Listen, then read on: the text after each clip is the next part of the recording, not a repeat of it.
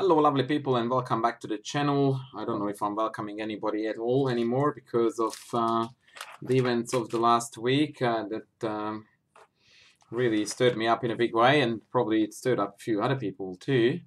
Um, I would like to basically say a few words about the incident and its aftermath, and hopefully that will be the last that I speak or I have to respond to any of this. I did contact Leeches right after the kid whose name avoids me, and I prefer not to remember him, posted the video on his YouTube channel. As soon as I made my video response to it, I contacted Leeches and I asked them to clarify where, according to them, I stand in this situation, because if it was not okay with them, then obviously I didn't want to use their platform anymore, because that would put them in a very bad light. They got back to me immediately, and you can read their response on the screen.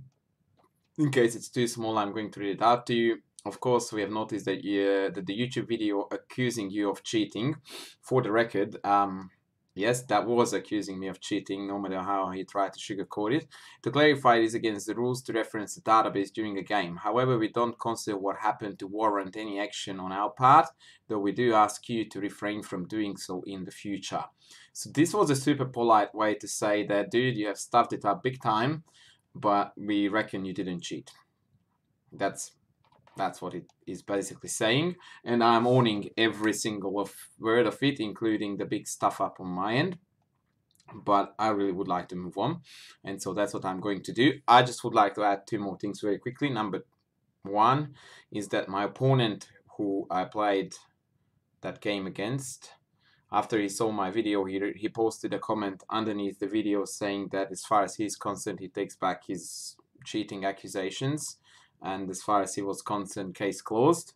Number two, he actually was found guilty of cheating, but that is totally irrespective of my actions, and it can't be my excuse that he was guilty of cheating.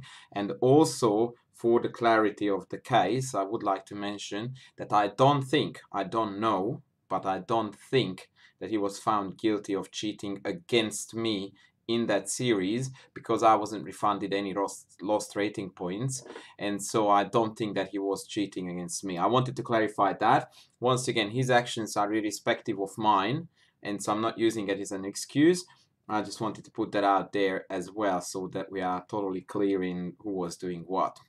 And as far as I'm concerned, that's all, case closed, time to move on. And moving on today is going to be a not inside my head, sorry, an amateur's mind, in which I'm going to talk about mostly about one particular pawn structure, and that is the Slav structure, which is looking something like this. And I'm going to talk about a couple of alterations of these pawn structures, because a lot of amateur players, my students, people around the world, really struggle to understand the dynamics of basically this tension in general, who should take and when, and the dynamics of the push overall. So I'm going to talk about that a little bit, because this is something that people do play a lot without actually understanding thoroughly what's going on. So the number one thing is that black players very often in a structure like this would tell me that I was reluctant to play bishop d6 here, which essentially is a totally fine move, because of c5 was coming. Now, c5 in these structures is a hugely committal move. It removes all the tension from the d5 pawn, and so what it does is that it forces the bishop back, and in a sense it gains some space on the queen side. But now white is reduced to one plan, and one plan only, really. I mean, technically we can call it two, but I will talk about that in a bit. And that is b4, b5 is the number one. The other one is that maybe they may be able to play the far more sound bishop d3, e4. But essentially the problem with these pushes is that it gives freedom to black to play a quick knight d7, e5 and counter-strike in the center without ever having to worry about white being able to take and create an isolated pawn. So for the record, if I, just for the argument's sake, sorry, if I do something like this and black plays e5, then after takes, knight takes, we are in a scenario where this d5 pawn is quite weak. I mean, granted, it's an isolated pawn-pawn structure, so it's meant to be somewhat weak. But in this particular setup, because of the way how it was played, quick b3, bishop b2, I would definitely prefer to be on the white side of this business, because it's easy to play against the isolated pawn. A pair of pieces are already on the offer for trades, so it's easy peasy. Once, however, white pushes c5 in, this is no longer a worry from black's point of view, because we can safely play for e5 without compromising the pawn structure in the center at all from black's point of view. So if you imagine this being done, that is looking like a reasonably happy scenario, and white is always very reluctant to take like this, because that undermines the pawn on c5 immediately. And so now white is looking down the barrel of a very awkward fork, and just in general, this push followed by a very nasty kingside attack gives black a very easy play. So now I'm going to swing it back. So this is the number one thing, that normally c5 is not really that great, and therefore people should not worry about it for one thing. And as white, you shouldn't really be doing it unless either b4, a4, b5 breakthrough super quickly, or you have a very firm grip on the e5 square. And again, for the argument's sake, I'm going to show you something very dumb, but at least this is going to highlight the whole structure. If I have this, oh, I wish I could, buddy. I just got challenged by a nearly 2700 blitz player. He's a very talented kid, I think from Turkey or... Oh no, he's a Polish kid. 15 years old, and he has got 27. Oh, sorry. On Leech's Blitz. I did play against him during one of my streams. He's very good. So if you look at the structure now, the drastic difference and contrast compared to the previous scenario is that now the white pieces are clamping down on e5. And so I can't break out with e5, and consequently my choices of counterplay in terms of pawn breakouts are very limited, and in fact they are totally limited to the b6 break. And that I can hold now easily with b4. But again, I had to play a fair few very, very silly moves for black to be able to demonstrate the strength of the idea of c5 for white. So now I'm going to show you something very interesting. If I play c5 here right away, let's say that black just plays... Okay, the black plays e6. So if I push c5 in, the other big problem with c5 is that it offers itself for a quick attack by b6. And from this point on, note that there is a tendency that we are trading from black's point of view, I'm going to show it to you, a pawn that is further away from the center for a pawn that is closer to it. So note how b is further than c. And now note how c is further away than d. And at the end of all these pawn trades, all of a sudden it's black who has got every single square under control in the center. And remember that it started off from here, which does look very cramped from black's point of view. And indeed, right now, black does have significantly less space. And in a mere couple of moves, we totally turned it upside down. Now, for the correctness sake, taking here is really, really bad from white's point of view, because it gives up the center. And please know that I don't really pay attention now to actual tactics, whether knight b5s and stuff like that work. I'm highlighting to you the main strategical points of how these such structures should be evaluated and played. So even if he plays e3 after something like bishop d6 or bishop e7 followed by castles, it's black who has got the 3 pawns versus the 2 that are battling for the center. White's extra pawn is the a that I don't have here, and my extra is the c5 that they don't have here. So essentially I managed to trade a c for an a pawn, which is huge value, huge value. That's a class difference in terms of fighting for the center.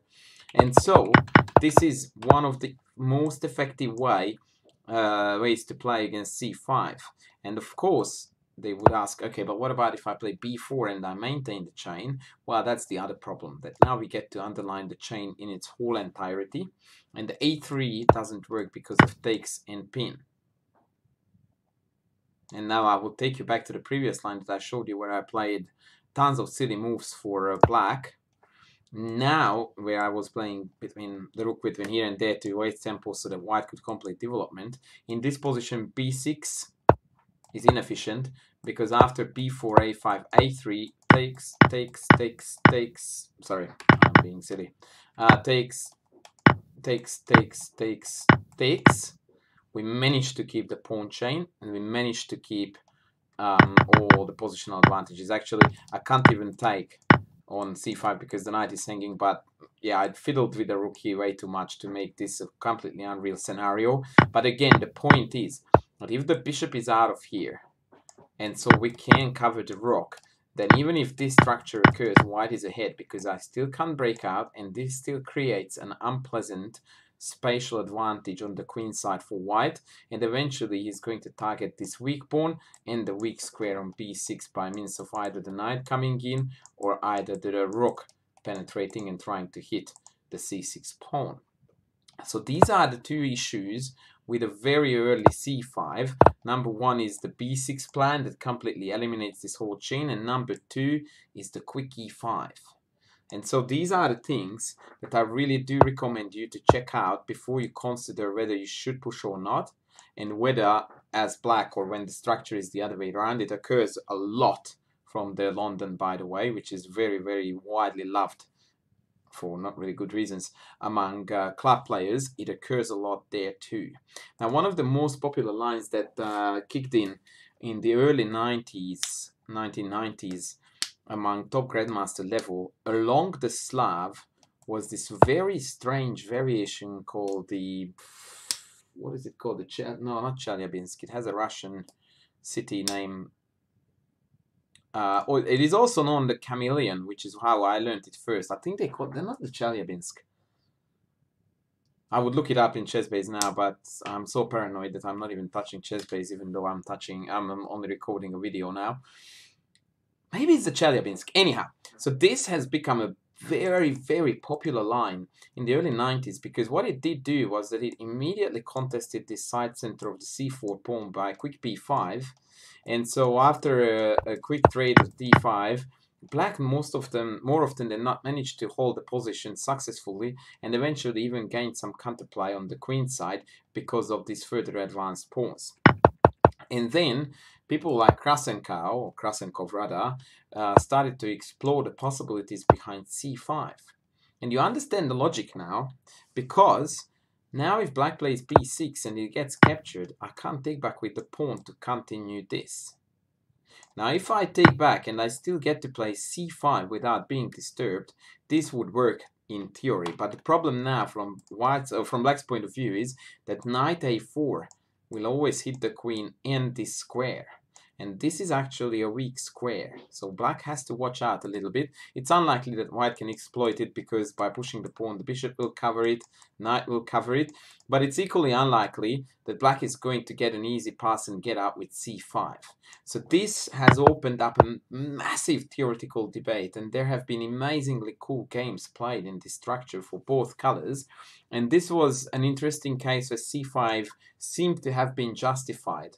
Another very important motif here to understand that also applies to a lot of similar strategies, that if it was black to move here, and again I'm trying to play a move that is semi-decent or fits in the structure, let's say that I play b4 to support the c5 pawn, and play for something like a4, actually for that reason it's not really good, so let me go with g3. Black broke out with e5. That was a genius of an idea, and the concept is that if we take after knight g4, both pawns are hanging, and no matter which one white lets black take, black is going to be totally fine. And so there were lots of theoretical debates about this particular setup and the strength of c5. Suffice to say that it's totally playable here, but once again there is a logic to it because now b6 has been weakened and quick bishop f4 is coming to clamp down on the e5 square. Now I'm going to show you how it occurs most frequently in my own playing practice, and hopefully that will help you a little bit to understand it too. So I don't play d4 too often. I do play it a fair bit online, but when I was playing competitive chess it never really was part of my main repertoire. So let's go into this London that I mentioned, and in this London, once again, the theme of pushing is heavily on the agenda. I prefer to play here the variation with queen b6, which more often than not is responded by queen here. And now c4 is valid. Excuse me. The reason why so is because after reading the queen trade, now I can immediately back up the c4 pawn with b5 should they attack it. Actually, they can't because after the takes pin and they are dead. So this is one big difference, that now I am using the a file. And the other big plus here is that once you play b5, you get to play b4. And then b5 and b4 again. So this is a big trump card, the two double pawns being able to play b4, then trade it off, and then play it again. And a3 doesn't help here because I can still play b4, take, and it's pinned. And then I will come back and play b5 again. And I play against these two pawns by means of b4, eventually creating b2 a target. And also please note that b5 does prevent e4. So now after e4 takes knight anywhere, this is not hanging. So I only have to attend to that. And so after bishop f5, black is winning. And for this reason, normally, in this position, white drops the queen back to c2, claiming that, okay, now I'm going to play for e4 and b3 as well. But it doesn't quite work on tactical grounds because now I have got bishop f5. Queen can't capture because I can then take in and black wins. So white has to go back to c1. And if you look at it now, we can safely say that black has got all the goodies because e4 is totally out of the window, and for the time being b3 is also very difficult to get in, and consequently in this position black stands clearly better. Or, well, not clearly better is probably exaggerated, but I would pick black every day of the week here because of the somewhat more pleasant position, the somewhat more space, and just the easier playability of the position. White is a little bit on the back foot, this queen is misplaced. There's not a lot of scope for play here, so I quite like this c4 push, but only because it works out against the right responses that would be the right responses in this structure. They don't work. So black here is ready to face both b3 and d4 breaks, and therefore it's fine. Now, other one that I wanted to show you is actually even more instructive, and it occurs in the Caro-Kann-Panov. And that's an important structure here because it's actually a tad different. And more actually, it most often occurs via this move order, where black here plays e6, which is actually a theoretical inaccuracy. On highest levels, it is not really played. And the reason for that is, again, because this push is possible.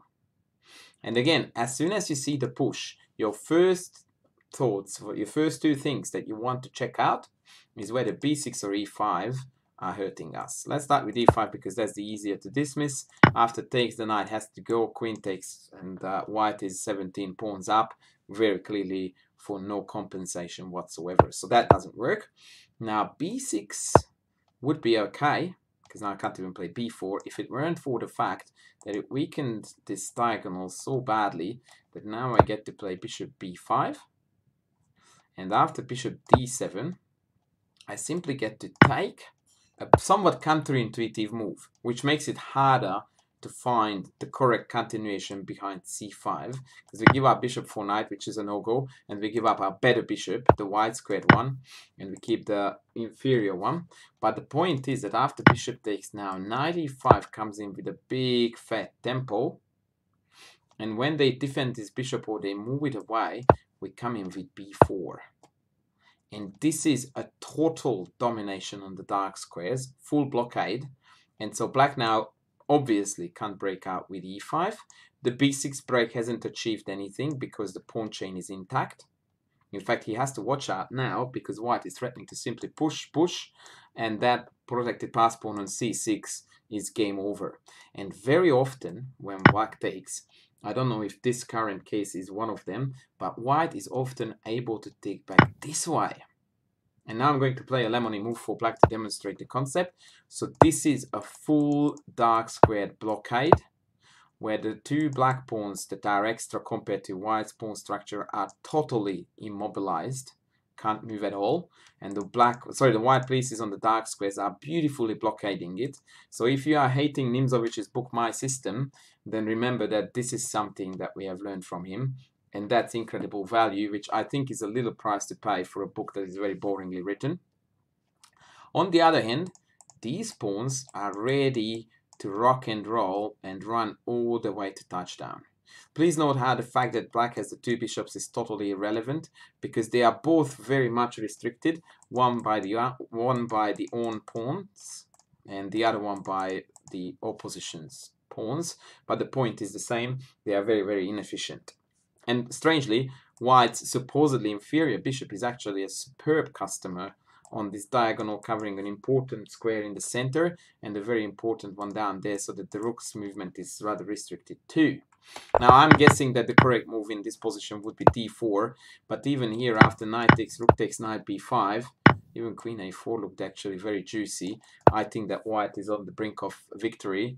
I'd say e5, queen a4, and knight takes a7 is threatened to win everything. It's like happy days, boys.